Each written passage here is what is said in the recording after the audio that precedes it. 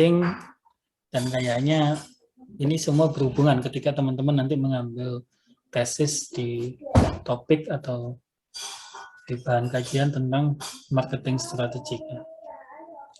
Jadi sebagaimana yang sudah kita pelajari sebelumnya, jadi hubungan antara marketing strategik dengan bisnis strategik itu amat erat. Jadi dimana di sini kita harus bisa melihat dan mengukur sejauh mana persaingan pasar, kemudian orientasi terhadap customer. Kalau orientasi customer berarti di sini ada edukasi customer, berarti juga ada market orientation, ada orientasi pasar. Dan yang terpenting adalah bagaimana kemudian perusahaan mampu mengkomunikasikan nilai-nilai keunggulan strategisnya, ya kan, yang itu menjadi core bisnis daripada perusahaan.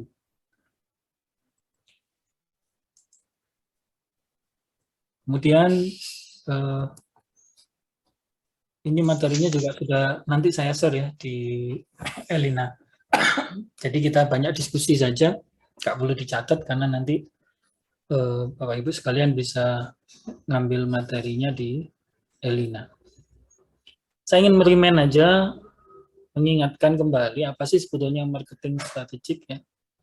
Jadi marketing strategik itu adalah pada hakikatnya bagaimana seorang top manajemen itu kemudian memberikan guidance, mengambil keputusan terhadap bagaimana, kapan, dan di mana perusahaan itu harus bersaing. Jadi kata kuncinya itu.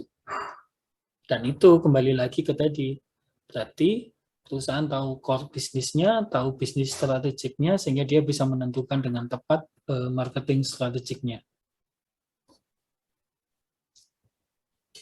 Nah, kalau kita bicara tentang competitive advantage, berarti ini kalau kita bicara pada bisnis strategik, berarti kita bicara pada tingkat corporate. Berarti di sini perusahaan harus menciptakan sebuah nilai, ya nilai keunggulan yang itu harus bisa dijalankan di seluruh aktivitas multi pasar. Jadi nggak bisa kemudian kita menciptakan keunggulan hanya pada pasar terbatas saja atau skala terbatas saja. Nah, kalau seperti itu kan berarti skala usahanya menjadi terbatas. Itu ketika perusahaan masih awal oke lah. Tapi ketika perusahaan kemudian besar lah. Tapi competitive advantage itu, value creation itu harus dibangun dalam satu koridor mimpi bahwa perusahaan ini harus besar, akan besar. Jadi misalkan Mbak Amel tadi Rasana Jus ya misalnya punya bisnis di jus, harus dalam mimpi yang besar. Mimpi yang besarnya itu Rasana Jus seperti apa? Ya, siapa yang tahu? Contohnya misalkan Amazon.com yang awalnya jualan buku, sekarang dia menjadi multi market activity. Dia menjadi perusahaan dengan kapitalisasi modal nomor 1 di dunia, mengalahkan Google ya, mengalahkan Microsoft. Padahal awalnya hanya jualan buku saja. Yaitu karena dia mampu menciptakan satu value creation yang tinggi terhadap visi yang sudah dibangun itu. Ya. Kemudian bagaimana sih membangun positioning strategik dari satu perusahaan? Kalau kita bicara tentang positioning strategik, maka kita harus memahami siapa yang menjadi target pasar kita. Nah, ini yang target pasar ini yang harus dikembangkan nantinya ya. Jadi multi market itu berarti juga multi segmen. Segmennya harus ditingkatkan, diperluas dan sebagainya. Dan kalau kita bicara tentang positioning, tadi mungkin bisa positioning dari sisi produk, kemudian positioning dari sisi harga, positioning dari sisi promosi, positioning dari sisi distribusi. Karena ini kita bicara tentang marketing mix ya. Jadi kalau kita bicara tentang strategic marketing, berarti minimal kita bicara tentang marketing mix. Marketing mix di situ ada produk, ada promotion, ada distribusi, ada price ya, ada harga. Nah, ini tadi sudah saya sampaikan. Nah, apa sih sebetulnya competitive advantage itu?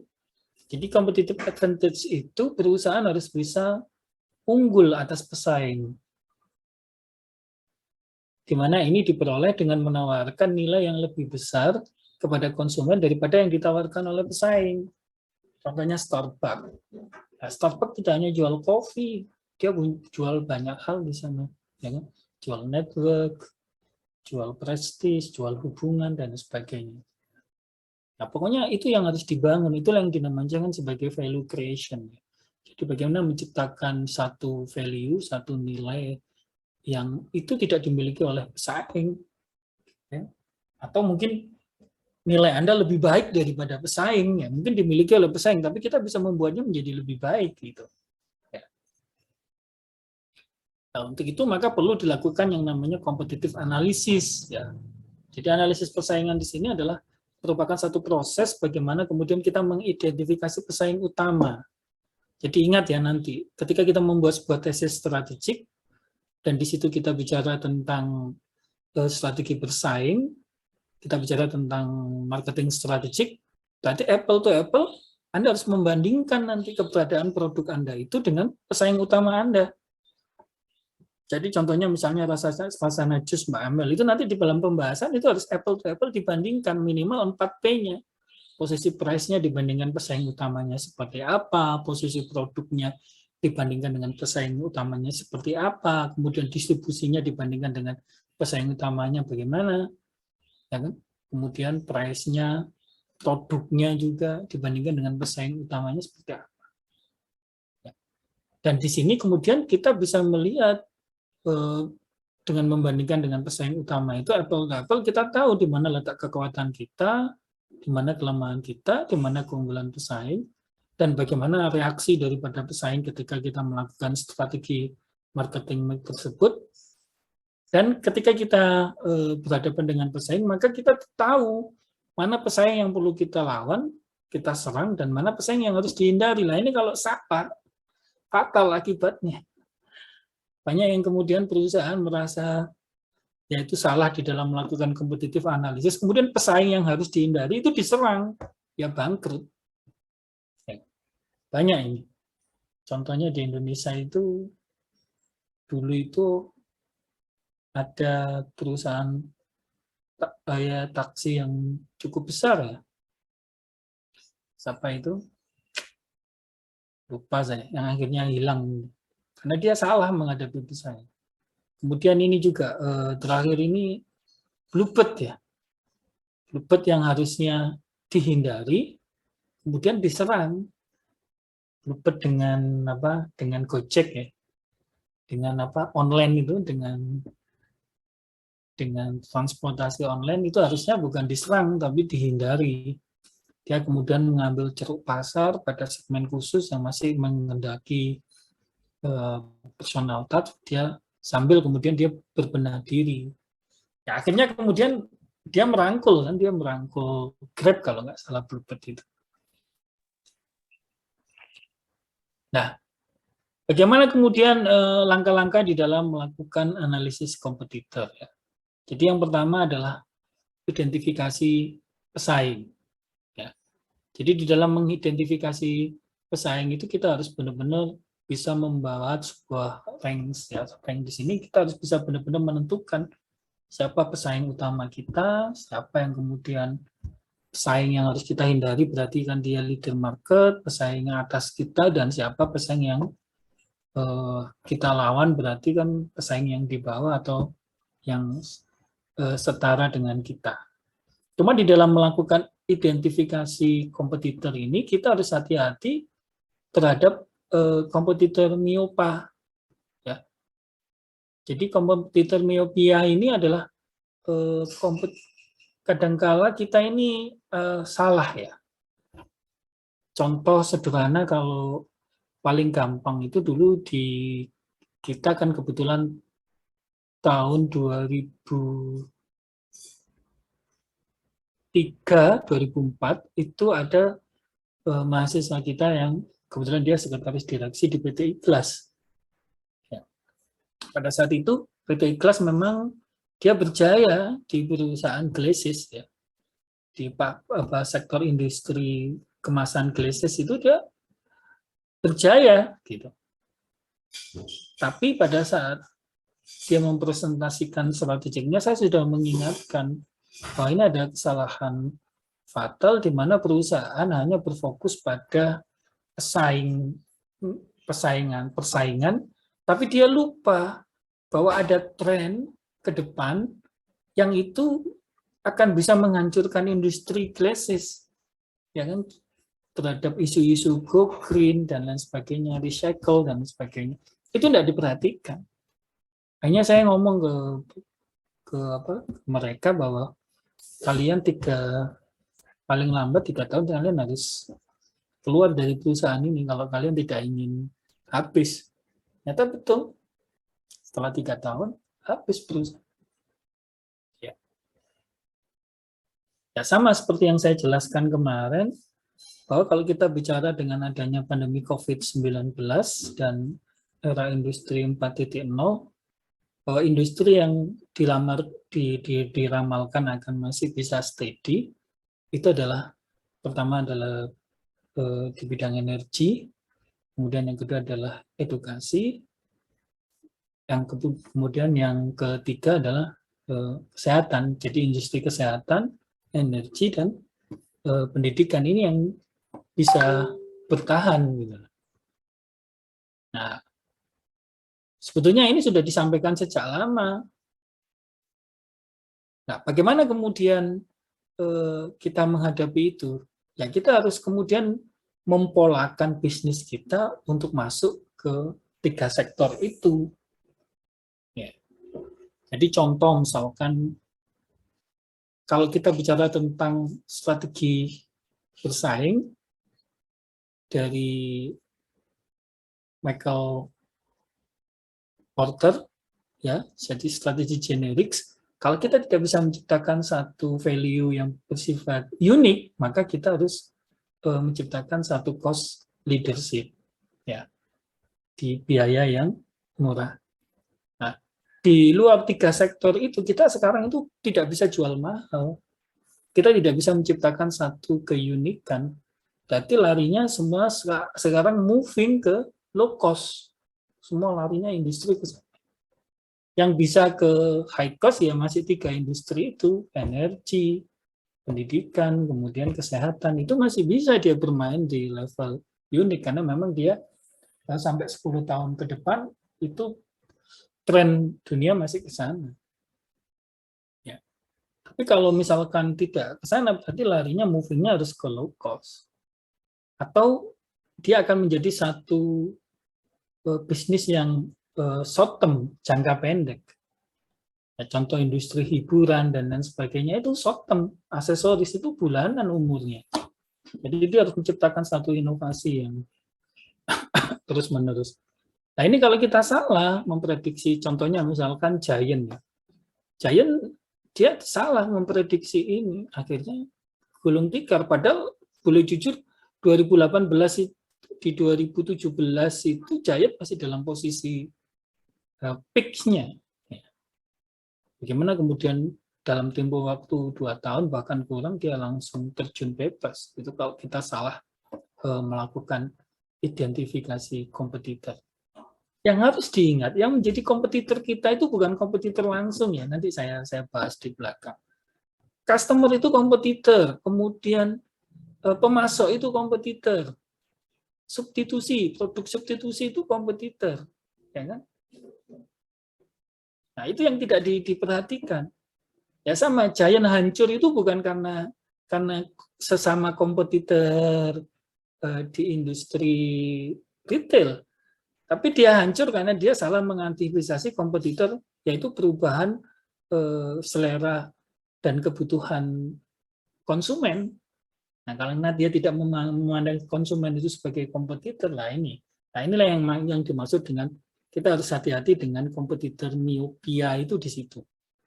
Ya, kalau kita hanya berfokus pada apa yang sudah menjadi keberhasilan kita saat itu, tapi kita lupa bahwa konsumen itu akan mengalami satu pergeseran need and want yang itu akan menghancurkan bisnis kita. Banyak itu yang terjadi.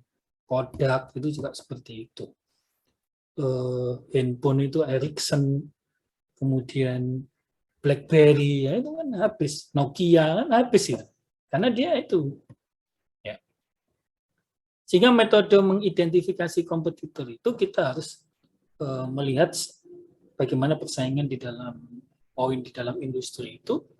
Kita juga melihat bagaimana kondisi daripada persaingan di dalam pasar. Pasar, kalau kita bicara pasar itu di dalamnya kan ada pemasok, ada konsumen, ada barang substitusi. Dan untuk lebih menciptakan satu kehati-hatian supaya kita tidak salah di dalam melakukan identifikasi terhadap kompetitor, kita membuat yang namanya kompetitor map. Ya. Nah, ini salah satu contoh juga. Ensiklopedia yang usianya sudah 230 tahun, karena dia salah ya di dalam membaca kompetitornya, dia menganggap kompetitornya adalah sesama penerbit ensiklopedia cetak.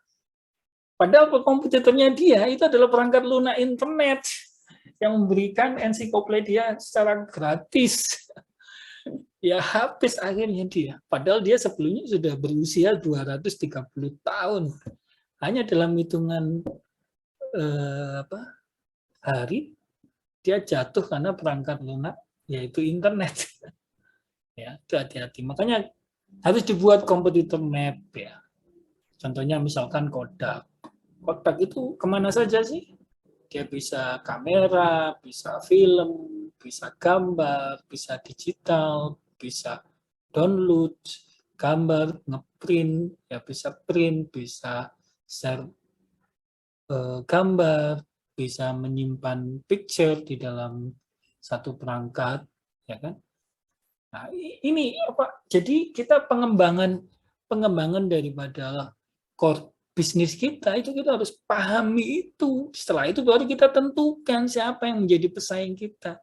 Di sini ada Olympus, ada Fuji. Ini pesaing dalam industri ya. Tapi kemudian barang substitusi, ada HP, ada kamera.com, ya kan? Kemudian ada Geocities, ya. Ada lagi mungkin pesaing yang di luar itu, yaitu apa? Komputer, laptop, notebook, ya. Software, ya. Jadi ini yang harus diperhatikan. Makanya ketika nanti kita berbisnis, kita harus perhatikan kompetitor map ini supaya kita tidak salah. Ya, contohnya misalkan Walmart, McDonald, Nike, Starbucks, Google, ini sekarang menjadi satu kompetitor ya. Kalau kita tidak sadar, meskipun Walmart itu hanya perusahaan retail, McDonald itu perusahaan food and beverage, Nike itu perusahaan sepatu, Starbucks itu coffee, Google itu apa istilahnya perusahaan penyedia data informasi. Nah itu bisa menjadi satu pesaing nanti meskipun dia tidak dalam satu industri. Ya, itu. Sekarang dunia sudah seperti itu. Kemudian yang kedua adalah assessing kompetitor. Jadi mengukur kompetitor. Jadi di sini di dalam mengukur kompetitor itu kita juga harus melihat apa yang menjadi tujuan kompetitor, apa yang menjadi strategi daripada kompetitor, kemudian apa yang menjadi kekuatan dan kelemahan dari kompetitor, dan kita bisa meramalkan, mengestimasikan bagaimana reaksi daripada kompetitor. Ya kan? Kemudian setelah itu kita seleksi mana kompetitor yang akan kita hadapi, kita lawan, dan mana kompetitor yang akan kita hindari. Ya. Ini pasti kita akan membuat kekuatan dan kelemahan daripada kompetitor dengan membuat yang namanya customer value analysis. Jadi analisis nilai daripada customer. Kemudian close distinct competitor. Jadi di sini kita akan melihat bagaimana sih kondisi daripada persaingan kita dengan kompetitor yang ada di situ. Kemudian kita juga melihat mana kompetitor yang good dan mana kompetitor yang bad, supaya kita bisa mana yang kita hadapi dan mana yang kita hindari. Nah, kemudian kalau kita bicara tentang basic daripada strategi kompetitif ya, strategi bersaing daripada Michael Porter, kalau kita bicara strategi bersaing pada level business unit, maka yaitu tadi, kita mau ke cost leadership atau ke diferensiasi. Nah, itu dilihat dari sejauh mana produk yang kita miliki itu memiliki tingkat keunikan. Keunikan ini berarti value proposition-nya yang diterima oleh customer, ya, yang dipersepsi oleh customer. Kan biasanya kalau new produk baru, ini cenderung cost leadership, karena produk baru customer belum bisa menilai dengan dalam, dan dia belum bisa mendapatkan perhatian dari customer, loyalty dari customer untuk dari sisi keunikan. Ya, kecuali kemudian kita mampu menciptakan sesuatu yang viral, kemudian jadi sesuatu yang unik. Nah, tapi itu pasti membutuhkan modal yang begitu besar. Tapi yang pasti bahwa strategi awal dari perusahaan yang pada umumnya itu adalah cost leadership di awal produk itu muncul. Nah, kecuali itu pengembangan produk, ya, development produk. Kalau development produk itu berarti larinya ke diferensiasi. Contoh misalnya otomotif. Wuling ketika mengeluarkan, dia pasti cost leadership. Promonya pasti value yang ditawarkan adalah harga murah. Okay. Kemudian ketika dia sudah mulai dikenal, kemudian dia mencoba menciptakan diferensiasi produk baru, ya dia bergeser ke diferensiasi, yaitu menciptakan Wuling Almas itu sebagai produk position tersendiri. Tapi ternyata juga tidak bisa mengalahkan beberapa produk yang secara existing seperti contohnya Toyota, Innova, dan lain sebagainya. Karena mereka sudah punya customer loyalty yang cukup bagus dan dia punya value proposition yang sulit digeser oleh pesaingnya. Nah, kalau kita tidak bisa melakukan pada level cost leadership dan diferensiasi karena kekuatan kita terbatas di dalam persaingan, ya kita larinya ke fokus. Jadi kita fokus memperhatikan ceruk pasar mana yang itu kurang dilayani dengan baik oleh para pesaing, kemudian kita ambil dan kita manfaatkan pasar itu. Itu namanya strategi fokus, ya. Ya, ini contoh bahwa bagaimana kemudian Warner dia sukses di dalam mengimplementasikan fokus strategi, ya, di mana dia 85 besar dia bisa menguasai pasar harmonika yang memang pada saat itu belum dilihat oleh orang, ya. Jadi ceruk pasar, ya, ini salah satu contoh fokus strategi terhadap market yang tidak dilirik oleh atau belum digarap dengan baik oleh pesaingnya. Nah, kemudian pada competitive strategi juga dari basic competitive strategis ada bagaimana kemudian kita menciptakan satu value yang disiplin, menciptakan satu nilai yang disiplin, yaitu dari operational excellence. Bagaimana kita menciptakan sebuah sistem bisnis proses yang kemudian itu bisa secara operasional, kita bisnis operation kita menjadi sesuatu yang excellent, sehingga bisa menciptakan superiority in price maupun superiority in innovation product confidence-nya. Ya. Karena kita mampu menciptakan sebuah proses yang baik, yang excellent. Kemudian customer intimacy, yaitu kemampuan kita di dalam memenuhi kebutuhan needs and want customer. Ya, karena kita mampu membangun hubungan yang baik dengan customer sehingga menciptakan customer intimacy yang itu nantinya akhirnya bisa menciptakan satu customer yang loyal terhadap produk kita. Nah, kemudian produk leadership, yaitu dengan menciptakan superior produk karena kita menciptakan satu inovasi produk yang bagus. Jadi kalau kita bicara tentang market struktur, ya, hipotesisnya kalau market leader itu penguasaan pasarnya kurang lebih 40%. Kalau market challenger itu 30%, market follower 20%. Kemudian market niche ini jadi kita mengambil pasar yang tidak dilayani dengan baik oleh kompetitor itu 10%. Nah, biasanya kalau kita bicara tentang competitive position itu market leader itu dia pasti menguasai dari sebagian besar permintaan yang ada. Market share-nya dia juga kuasai dan biasanya dia akan melakukan satu protection terhadap market share-nya. Ini bisa dengan cara akuisisi, ya, bisa dengan cara regulasi dan sebagainya. Kemudian karena dia marketnya besar, dikuasai, maka dia bisa menciptakan expanding market share, yaitu dengan memberikan profitability pada research with market share. Ya. Kemudian market challenger ya. Kalau kita bicara tentang market challenger di sini, ya kita mau melawan pasar yang ada. Cuman soalannya ketika melawan ini harus hati-hati. Makanya market challenger ini juga tidak disarankan di dalam competitive strategy. Karena kan pilihannya dia hanya mau melawan secara full frontal atau indirect attacks. Melawan secara tidak langsung. Ya. Biasanya market challenger ini dia sleeping, apa istilahnya? Sleeping competitor ya. Ketika melawan itu dia, ya itu tadi cenderung ke indirect attacks. Karena biasanya yang full frontal itu juga tidak berhasil.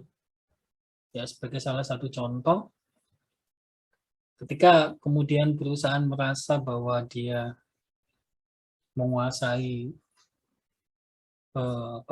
kapital yang cukup besar, hanya dia melawan market leader yang ada, ini juga gagal, ya, kurang berhasil. Ya, contohnya misalkan Wings bikin Top Coffee, ya. Kemudian dia melawan kopi kapal api sebagai market leader, gagal, dan itu kalau gagal ruginya besar, itu triliunan itu sudah kita bicara. Makanya ini biasanya dihindari. Ya, contohnya Pepsi dengan Coca-Cola ini kan memang full frontal attacks. Ya, karena memang mereka sudah menghitung dia memiliki segmen market yang berbeda, yang kuat ya. Nah, market follower ini biasanya ya dia yang penting stay dia aja, karena dia fokusnya adalah improving profit instead of market share. Jadi ya dia membatasi, ya itu tadi market share-nya kan sekitar 20%. Ya, contohnya mie sedap itu dia sekarang pada kapasitas pada market follower, dia tidak melakukan market challenger atau market leader. Ya, ya intinya pokoknya dia kepingin letaknya adalah pada kekuatan profitability, dia mengembangkan segmennya dia khusus, yang itu dia dengan harga khusus, dan itu juga akan menciptakan kekuatan keuntungannya. Kemudian market niche, ya ini ceruk pasar yang kemudian belum digarap dengan baik oleh saing. Contohnya tadi harmonika. Siapa sih yang kemudian bisnis harmonika? Sedikit sekali. Nah, tapi dia bisa menguasai market harmonika akhirnya karena dia ceruk pasar ini, akhirnya dia menjadi apa istilahnya, menjadi yang pertama, karena itu kan tidak digarap dengan baik oleh para pesaing. Nah, dia menjadi yang pertama di situ lah. Akhirnya itu yang membuat dia akhirnya juga bisa market niche ini bisa menjadi market leader pada skala tertentu, pada segmen tertentu. Ya, jadi maka dari itu basic competitive strategy tadi Michael Moto sudah saya jelaskan, ada cost leadership, ada diferensiasi, ada fokus, kemudian ada middle of the road. Maksudnya di sini adalah yaitu dia melayani pada skala tertentu, skala jumlah dan tempat atau lokasi tertentu secara cost leadership, kemudian pada skala yang lain dan segmen yang lain itu dilayani dengan diferensiasi. Tapi intinya dengan market atau pasar yang terbatas. Nah, bicara pada kompetitor strategik itu memang di tahap awal itu perusahaan akan melakukan yang namanya entrepreneur marketing. Jadi di sini ada semangat dan orientasi salah suatu proses untuk mengejar peluang, menciptakan dan mengembangkan usaha guna memberikan nilai bagi pelanggan melalui hubungan dengan cara mengaplikasikan inovasi, kreativitas, penjualan, pemasaran, networking, dan flexibility. Ya, kalau kita bicara tentang life cycle product, berarti ini produk baru, di tahap awal dia akan melakukan yang namanya entrepreneur marketing. Tapi kemudian ketika dia tumbuh, maka dia akan membuat yang namanya formulated marketing. Jadi pemasaran terformulasi. Jadi di sini dia mulai ada research, ada departemen pemasaran, ada iklan, ada sales force, ada marketing research, dan lain sebagainya untuk menunjang bahwa supaya semuanya terformulasikan dengan baik, terstandarisasi, sehingga dia bisa menjaga stabilitas pasar, market share yang sudah dia dapatkan. Akhirnya selanjutnya, kalau itu sudah bisa berjalan dengan baik, maka muncul tahap ketika dia melakukan yang namanya entrepreneurial marketing atau pemasaran total. Ya, sini perusahaan sudah tidak hanya bicara tentang memformulasikan marketing, tapi juga sudah mulai membangun hubungan yang baik dengan para dealer. Kemudian karena kreativitasnya juga semakin terbatas, maka dia sudah mulai harus membangun hubungan dengan customer untuk menciptakan satu kreativitas, kemudian membangun community dan lain sebagainya, supaya nanti dia selalu bisa menemukan dan menambah nilai-nilai baru bagi pelanggan. Nah, yang terpenting ini yang harus diperhatikan bahwa kita itu harus menciptakan balancing terhadap orientasi terhadap customer dan orientasi terhadap kompetitor. Ya. Karena penting ini yaitu tadi ketika kita hanya berfokus pada kompetitor saja, ini juga akan berbahaya. Kita akan mengalami euforia marketing tadi. Yang kita karena enjoy karena dengan status quo yang ada kita sudah menguasai pasar, kita tidak melihat adanya perubahan pergeseran pada need and want customer. Makanya customer oriented, customer fokus juga menjadi satu hal yang penting untuk diperhatikan, customer orientation. Kemudian selanjutnya adalah market orientation. Ini juga penting. Ya, kalau kita bicara tentang customer berarti pelanggan, tapi kalau kita bicara tentang market, pasar ini banyak aspeknya. Dalam pasar itu di situ ada kompetitor, ada customer, ada barang substitusi, ya kan? Kemudian ada supplier, nah itu juga perlu diperhatikan. Contoh sederhana kalau kita tidak memperhatikan supplier, ya ini kasusnya kayak kacang Garuda dan dua kelinci, contohnya gitu. Dua kelinci dulu itu dia tidak merasa bahwa pemasok kacangnya dia itu akan menjadi pesaingnya dia dan merebut pasar dia yang cukup besar. Ya. Bagaimana? Karena dia terlena dengan penguasaan pasar dan industri, dia tidak memperhatikan supplier.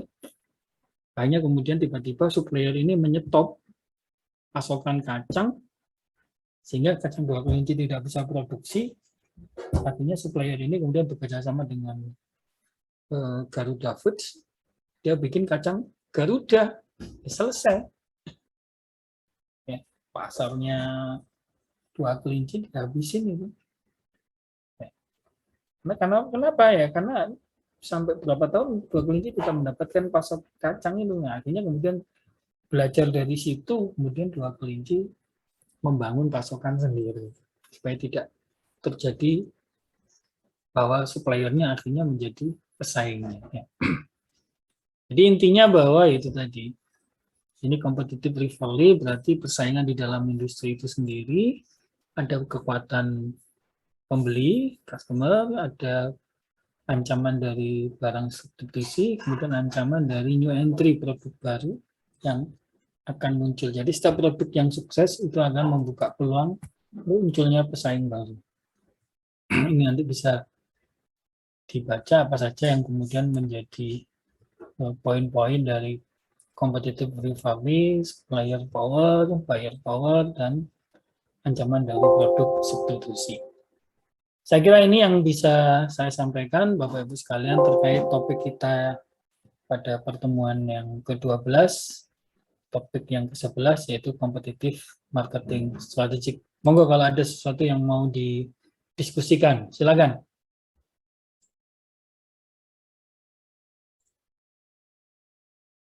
Silakan Mas Hari, ini kan berhubungan dengan tesisnya Mas Hari.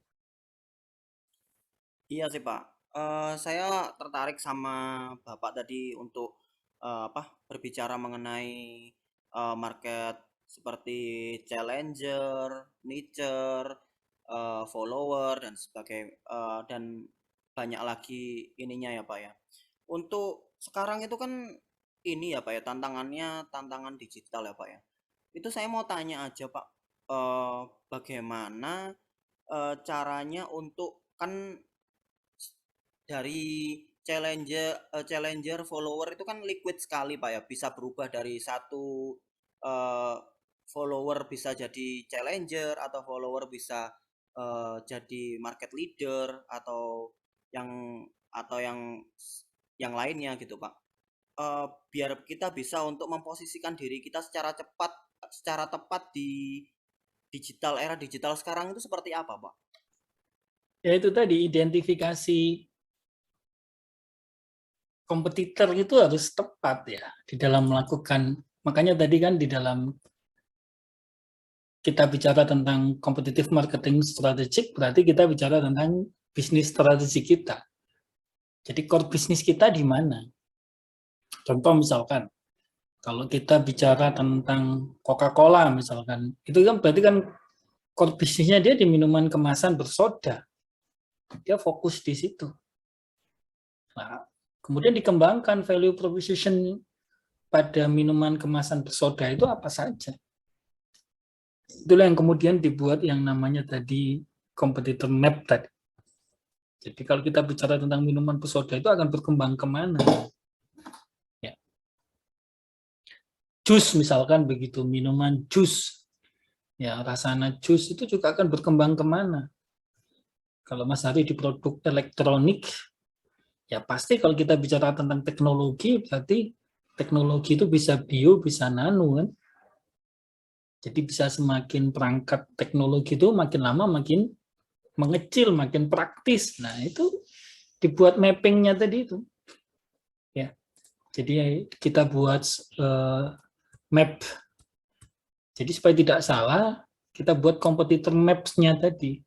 Jadi competitor maps itu dibangun dari core bisnis kita ini, need and want-nya akan bergerak kemana. Ya kan? Contohnya tadi sudah saya jelaskan, kalau kita bicara tentang Kodak, need and want-nya di sini ada kamera, ada film, ada picture, ya kan? Kemudian ada digital picture, ada printer, ya kan? Ada berbagi picture, ada store picture, kemudian ada purchase aksesori, ya kan? Emotion dan lain sebagainya, itu pengembangan dari core business kamera. Nah, ini harus di sana. Jus juga begitu, misalkan jus itu nanti akan berkembang kemana minuman jus itu. Ya. Minuman jus yang tanpa gula, tanpa es, tanpa apa, atau kemudian dalam kemasan. Nah itu di apa sekarang kan ada Mbah Google ya, jadi bisa diramalkan nanti itu trennya akan kemana. Nah, pengembangan itu diramalkan berdasarkan pertumbuhan need and want customer. Nah, sekarang kalau kita bicara tentang era digital, berarti kalau kita bicara era digital, semuanya larinya ke dunia maya, kan? Dunia internet, ya kan? Ke dunia cloud, kan? Dunia yang serba praktis, serba ya itu tadi mengharapkan semuanya serba praktis, serba murah. Ya. Nah, itu harus diramalkan ke sana. Sehingga tadi untuk bisa bertahan, maka kita harus menciptakan yang namanya produk. Makanya tadi ada ketika perusahaan itu sudah menjadi market leader, maka dia akan menciptakan protection supaya marketnya itu tidak diambil. Indofood pengalaman marketnya digerus oleh mie sedap sebanyak 20%. Sekarang dia melakukan satu protection yang luar biasa supaya dia tidak tergerus lagi. Ya kan? Nah, protection-nya dia kalau dia sudah main dalam skala besar, ya mudah. Dia menciptakan diskon harga yang kemudian bisa menghabisi harga dari para kompetitornya. Contohnya misalkan kalau kita bicara sekarang di marketplace, paling mudah ya menghabiskan kompetitor itu dengan diskon harga, ya kan? Misalnya Shopee, ada diskon sekian, sekian, sekian, pada jam sekian, sekian, sekian, orang kemudian berbondong-bondong. Nah, contohnya itu, marketplace, aplikasi marketplace seperti Shopee, kemudian Tokped, ya kan, Gojek, dan lain sebagainya. Itu kalau Anda pengembangan bisnisnya, dia tidak hanya jual produk, dia tidak hanya jual jasa, ya kan? Tapi di situ dia menjual aplikasinya juga.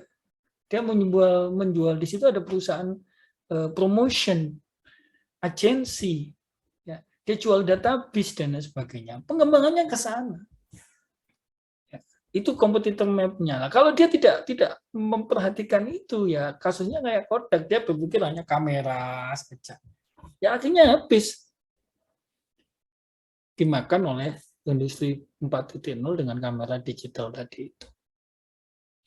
Ya sama, meskipun contohnya banyak para ahli sampai 20 tahun mendatang meramalkan bahwa industri yang akan masih tetap tumbuh adalah pendidikan, energi, dan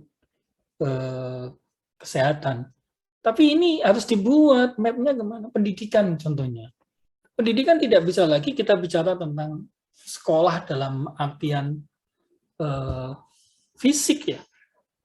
Kita harus mulai mengembangkan bagaimana sekolah virtual, ya kan? Kemudian bagaimana nanti yang namanya transfer knowledge itu sudah seperti kayak USB, ya. Itu kalau kemarin saya pernah baca satu riset dari Google melalui riset DNA-nya dia, bahwa kalau misalkan chip otak manusia itu kan selama ini menggunakan panca indera, ya. Jadi panca inderanya itu, panca indera utama itu ada 3, ya, visual, auditory, kinestetik, ya. Jadi apa yang dilihat, apa yang didengar, dan apa yang dirasakan. Itu karena kita belum menemukan satu titik otak kita, misalnya colokan saja, ini colokan komputer, kalau misalnya colokan USB-nya itu di mana sih, kan karena belum ditemukan di sini, maka jaringan otak ini kan menyebar ke tiga panca indera utama itu, meskipun masih ada 2 panca indera, yaitu penciuman dan pengecap. Itu adalah media kita manusia menerima informasi. Tapi untuk orang-orang tertentu, itu ternyata dia sudah memiliki satu metode dengan kontemplasinya dia bisa mengarahkan pada satu titik, sehingga dia tingkat konsentrasinya menjadi tinggi. Nah itu kalau nanti ditemukan, jadi jaringan otak itu mana, mengumpulnya dia di mana, tapi memang sudah diketahui ada otomatis utamanya itu di anchor, ya. Anchor itu di sebelah tengah otak sini. Tapi kemudian bagaimana mentransfer knowledge-nya itu? Kalau selama ini kan kita masih menggunakan media, contohnya kontemplasi, media warna, hipnosis, dan lain sebagainya. Tapi kalau nanti Google itu menemukan bahwa itu bisa transfer kayak USB, selesai itu. Jadi knowledge seperti ini sudah bisa dimasukkan langsung, ditransfer ke otak manusia seperti bagaimana USB. Jadi orang tidak perlu lagi menghafal, tidak perlu lagi belajar, kan sudah masuk seperti itu. Nah, kalau bicara tentang itu, berarti yang nanti tidak bisa digantikan dari sisi manusia itu adalah heart, ya, hati, pendekatan personal touch. Makanya saya ngomong bahwa sekarang perkembangan dunia kompetensi itu sebetulnya kalau boleh jujur larinya ke soft skill, ya, karena kompetensi yang bersifat hard skill itu akan semakin mudah untuk ditransfer. Tapi kalau kita bicara tentang soft skill, attitude, empati, inquiry, keberanian, curiosity, dan sebagainya, itu susah. Makanya di Asosiasi Manajer Human Resource Indonesia itu, berdasarkan kesepakatan mereka, sebenarnya ada 3 kompetensi yang pasti mereka butuhkan. Yaitu yang pertama adalah kejujuran, yang kedua adalah keberanian, ya kan? Yang ketiga adalah concern to order. Jadi concern to order itu adalah orang yang bertanggung jawab terhadap apa yang dibebankan terhadap tugasnya dia. Ya. Jadi itu yang utama dicari.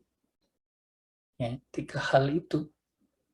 Dia ada orang jujur, kemudian dia bertanggung jawab terhadap apa yang ditugaskan terhadap dia, juga berani mengambil satu resiko, ya, dia berani mengambil resiko tapi bertanggung jawab. Ya. Itu salah satu contoh kalau kita bicara tentang era digital. Saya kira itu Mas Heri yang bisa saya jelaskan, mungkin ada yang mau ditambahkan, silakan. Saya kira udah jelas sih Pak untuk ininya penjelasannya Bapak. Terima kasih Pak. Iya. Mbak Amel, bagaimana Mbak Amel? Ya, Pak Arasi. Ya, bagaimana? Belum. Rasanya Ya. Kemana itu? Analisisnya kemana? Masih belum saya pikirkan ke sana sih, Pak. Kompetitor utamanya siapa? Kompetitor utamanya siapa? Nah, ini saya juga masih cari sih, Pak, untuk kompetitor utamanya itu, Pak. Ini penting itu. Kompetitor itu bisa salah satunya menjadi motivasi kita untuk maju dan berkembang. Ya. Itu contohnya Korea itu mutunya kan beat Japan, karena dia kan dihancurkan oleh Jepang. Korea itu Jepang kan melalui perangnya itu kan benar-benar menghancurkan Korea. Hanya dia punya mutu beat Japan. Nah, ya itu jadi satu motivasi rivalnya dia untuk membangun kompetensi supaya dia bisa mengalahkan Jepang. Ya. Nah, itu harus dibangun kalau kita bicara tentang strategik ya, jangan marketing strategik, berarti kita harus bicara siapa yang menjadi pesaing utama kita, siapa yang mau dibidik. Nah, itu bisa dilihat dari Rasana justru visinya dia mau menjadi yang nomor 1 di mana? Di Surabaya, di Indonesia, di Jawa Timur, atau di dunia. Caranya begitu kalau mau melihat kompetitor utamanya. Ya, baik, Pak. Dia mau menjadi yang terbaik di mana? Di Surabaya dia sudah menjadi yang terbaik? Di Surabaya sih sejauh ini kan masih baru bisa bukanya 7 cabang kalau nggak salah, Pak. Dan memang rencananya ke depan sih mau bukanya di luar kota. Nah, 7 cabang itu menguasai market share berapa? Rasana Jus itu misalnya sama siapa ya? Jumbo Jus itu di mana? Di Ngagel ya? Jumbo Jus ya, bentar Pak. Pernah tahu di Jalan Arjuna itu kalau nggak salah ya Pak? Iya, itu dulu pusatnya di Ngagel, terus dia berkembang. Oh kok di Ngagel? Mana di Ngagel? Di Ngagel Kertajaya, Gubeng Kertajaya itu. Iya. Terus berkembang kemana-mana. Jumbo Jus. Cuman ya itu kalau kita bicara tentang jus ya, kita harus melihat bahwa core bisnis daripada orang minum jus itu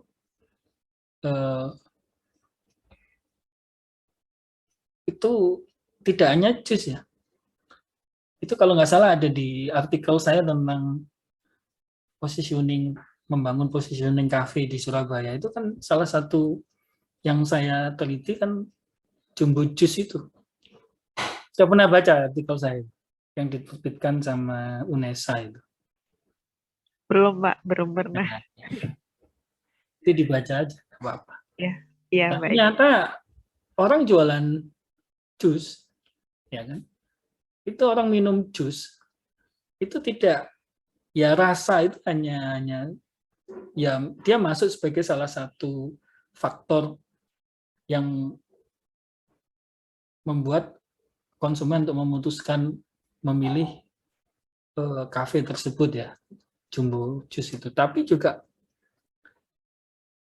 ternyata tempat, fasilitas, desain ruangan, suasana ruangan, fasilitas parkir, ya kan? Kemudian desain tata letak meja dan sebagainya. Itu berpengaruh. Tata letak sinar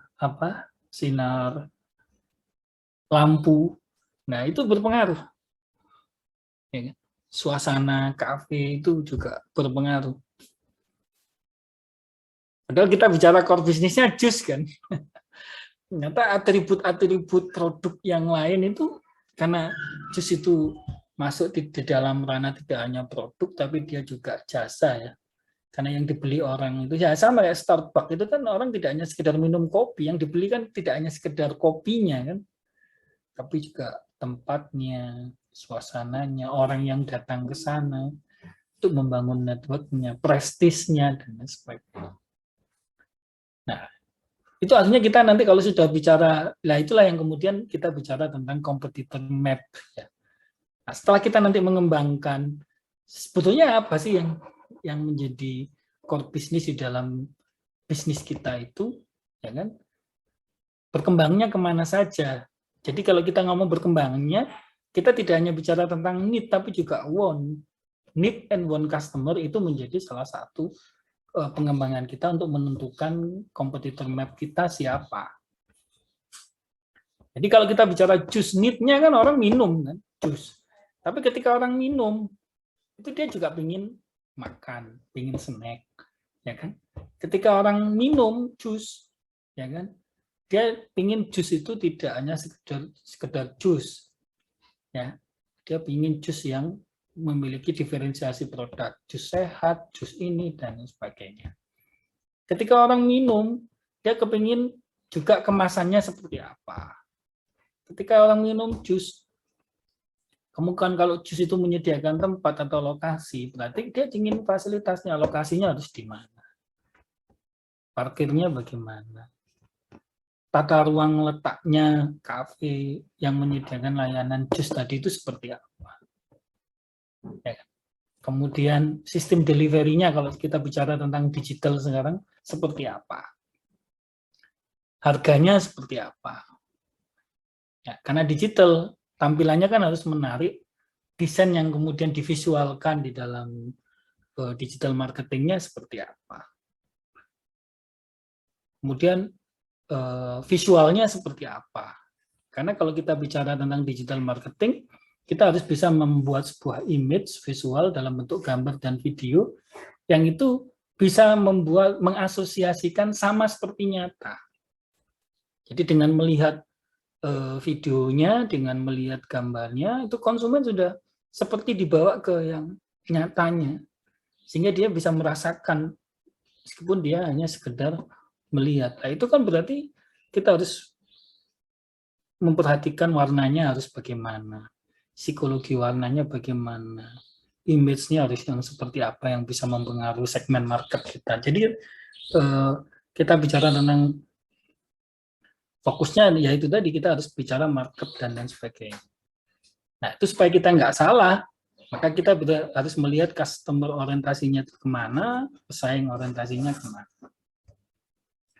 Jadi itu ya Mbak Emma. Jadi nanti silakan dibaca lagi. Iya Pak Arasi, baik. Materi ini saya akan share di e-learning, nanti dibaca lagi, dikembangkan ke tesisnya ya, supaya nanti bisa menjadi lebih dalam. Baik Pak Arasi, terima kasih. Pak Fajar, bagaimana Pak Fajar? Ada sharing Pak Fajar? Belum Pak. Ini sibuk terus, belum sempat update lagi Pak. Dicicil Pak? Kebetulan ya ini waktu-waktunya full. Oh gitu ya Pak? Iya. Ya sambil dicicil Pak, sedikit-sedikit. Iya, gitu. Supaya nanti bisa lulus bareng. Iya, ini kunjungan CEO terus, ini datang ke kebun terus, pusing juga. Ya itu sambil dijadikan bahan, Pak. Mungkin. Nggih, nggih. Mbak Tianti, bagaimana Mbak Tianti? Iya Pak, belum Pak. Kalau dari Wah, ada teman. Iya. dari Masih, sini Pak. topik mau dikembangkan kemana rencananya? Mungkin strategi marketingnya sih Pak. Rencananya objeknya apa? Itu toko buku. Nah, toko buku kan banyak itu. Bayangannya toko buku kan sekarang dunianya digital kan, larinya seperti Amazon.com. Itu idealnya. Iya, Tapi sekarang Gramedia juga sudah mulai punya ya. iya. Toko bukunya apa, Bu Dianti? Mitra Media Pak. Oh, Mitra Media. Ini Iya, kalau Apple to Apple pesaingnya Gramedia ya? iya. Seperti Ya, kalau sudah jelas pesaingnya gitu enak, Bu Dianti. ya. Mengembangkannya nanti enak strategiknya. Jadi mereka juga sudah punya cabang sih Pak, seperti Gramedia mungkin ya. Tapi mungkin dalam kecil kayak gitu Pak, sedang lah mungkin ya. Ya, berarti kan Ukurannya sedang. ya kalau dia bisa niche market tadi, dia bisa mengambil ceruk pasar yang tidak dilayani oleh Gramedia, itu nanti dia bisa menjadi market leader untuk segmen tertentu. Oh gitu. Iya. Jadi sekarang itu kita itu tidak harus, kalau kita ada, makanya kan ada pesaing yang itu harus kita hadapi dan kita hindari. Kita hindari itu maksudnya kita tidak akan bermain di mana yang dia sudah kuasai. Jadi kita bermain di mana yang dia tidak garap dengan baik, itu kita ambil. Oh iya Pak. Itu kayak sejarahnya bagaimana Indofood pasarnya diambil mie sedap 20% itu karena di situ sederhana sebetulnya. Ya kan? Karena Indofood dia fokusnya ke produk, fokusnya ke apa strategi yang dia merasa bahwa dengan hadiah mobil, rumah dan lain sebagainya. Nah, dia melupakan satu tren atau satu opini yang berkembang di masyarakat di mana market share mie terbesar itu kalau kita bicara tentang pengambilan keputusan konsumen ya analisis consumer berarti kan kalau kita bicara analisis consumer pengambilan keputusan konsumen itu amat dipengaruhi oleh persepsi itu dipengaruhi oleh referensi utama itu adalah keluarga dan pengambil keputusan di dalam keluarga itu ibu-ibu. Nah ini yang dilupakan sama Indofood saat itu. Ini yang digarap sama mie sedap. Dia melakukan satu survei, riset, ini valid ya, kebetulan yang meriset ini saya pada saat itu, saya mendapatkan beasiswa bergabung dengan beliau, yaitu Pak, Freddy Rangkuti. Jadi saya seminggu bersama Freddy Rangkuti, dan kebetulan dia yang ditugasi untuk melakukan riset untuk mie sedap menghadapi Indomie itu. Ya itu kemudian ibu-ibu ini nggak digarap sama Indomie, yaitu niche market. Ceruk pasar itu kemudian digarap sama mie sedap. Kebetulan mie sedap ini kan punyanya Wings. Dia punya duit, punya apa istilahnya, punya kapitalisasi modal yang bisa melawan Indofood sebetulnya. Nah, akhirnya dia garap ibu-ibu. Nah, yang dia garap pada saat itu ada tren bahwa ibu-ibu ini sudah capek dibohongin. Di rumah udah dibohongin anak, dibohongin suami. Kemudian dia bohongin media lagi. Ditipu dapat mobil, dapat rumah. Dia kepingin sesuatu yang instan, yang kalau dia ngomong ya dibuktikan gitu. Hanya mie sedap itu bikin, beli 5 dapat 1, beli 2 dapat 1, beli mie dapat gelas, beli mie dapat mangkok. Itu yang dibangun. Nah ini di luar dugaan Indofood. Itu ternyata dengan strategi itu, dia bisa mengambil market Indofood sebanyak 20%. Kaget-kaget. Nah, kalau kita bicara tentang core business, ya kan? Kalau kita bicara mie kan fokusnya ke taste kan, ke rasa mie-nya kan, core business. Tapi ternyata pengambilan keputusan konsumen itu tidak hanya dari sisi kebutuhannya, tapi juga di sisi wants-nya. Ya kan? Wants-nya apa? Yaitu tadi beli mie dapat gelas, beli mie dapat mangkok, ya, beli mie dapat bonus 1 dan sebagainya. Jadi nanti dikembangkan ke sana ya, Bu Baik, Pak. Yanti. Iya, baik. Baik, Bapak Ibu sekalian, saya kira cukup ya. Ini Mbak Amel sudah, Mbak Dianti sudah, Mas Hari sudah. Pak Fajar tetap semangat, Pak. Human capital-nya jalan terus, Pak. Siap, Pak. Siap. Nggih, Pak. Pak Fajar mudah saja sebetulnya karena logical framework-nya kan sudah dapat, Pak. Tinggal itu dikembangkan. Sampun. Adalah ya. Nggih. Itu dikembangkan. Arahnya sudah dapat sudah ini. Nah, yang penting itu, Pak, arahnya sudah dapat, itu nanti bisa dikembangkan. Nggih, matur suwun.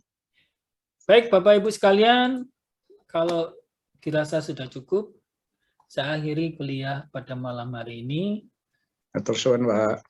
dengan membaca doa sebagaimana biasanya.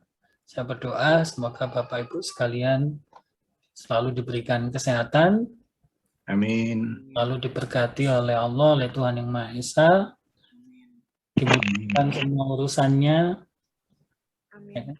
dilancarkan rezekinya, diluaskan rezekinya. Amin. Katanya Mas Hari mulai rezekinya sempit, ya mudah-mudahan mulai dilapangkan, diluaskan, dilancarkan, diteraskan. Amin, amin. Allahumma amin. Ya. Kalau kita memiliki rezeki yang luas itu seluas samudra itu nanti sumbernya dari mana saja. Nggih. Dibuntu di mana ya insya Allah akan dipancarkan oleh Tuhan dari tempat yang lain yang tidak disangka-sangka. Amin. Yang penting kita tetap berusaha, tetap yakin bahwa Tuhan Maha Kasih, Tuhan Maha Sayang, selalu memberikan pertolongan pada hamba-hambanya yang tetap berharap kepada Tuhan, meminta kepada Tuhan. Ya. Itu yang penting. Semoga kita semua selalu menjadi hamba-hamba Allah, hamba-hamba Tuhan yang selalu diberkati dan dirahmati. Amin, amin. Ya Allah. Amin, amin. Amin. Amin. Terima kasih. Saya akhiri perkuliahan kita malam hari ini. Assalamualaikum warahmatullahi wabarakatuh. Waalaikumsalam warahmatullahi wabarakatuh. Terima kasih, Pak. Selamat malam.